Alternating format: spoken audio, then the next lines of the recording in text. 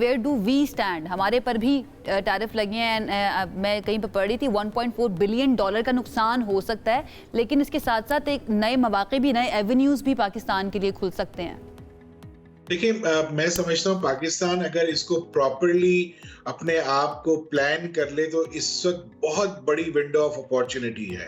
क्योंकि चाइना को माल एक्सपोर्ट करना है, अमेरिका को माल खरीदना है।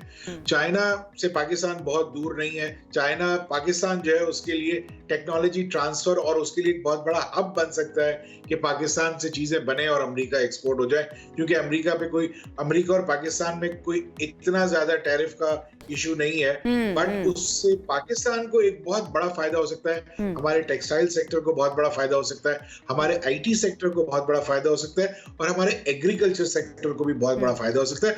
और ये सब जगह पे इसमें जिशान साहब कुछ ऐसा भी हो सकता है कि जो चाइनीज वेंडर हैं वो पाकिस्तानी प्लेटफॉर्म या पाकिस्तानी मार्केट को इस्तेमाल करें। Government of Pakistan Chinese vendor को इस तरह के एक टेक ऑफ फैसिलिटी दे कि वो under Pakistani laws they can export to, they can manufacture in Pakistan and then can export to US under Pakistani tariff bracket. ऐसा भी हो सकता है?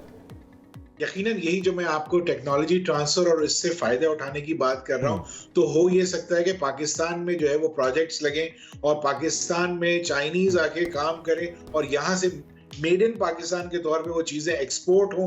पाकिस्तान की एक्सपोर्ट बढ़ेगी, यूएस को बहुत ज्यादा महंगी नहीं मिलेंगी चीजें। चाइना अपना काम करेगा, पाकिस्तान अपना काम करेगा। Pakistan can act as a mediator between these two countries and facilitator between these two countries.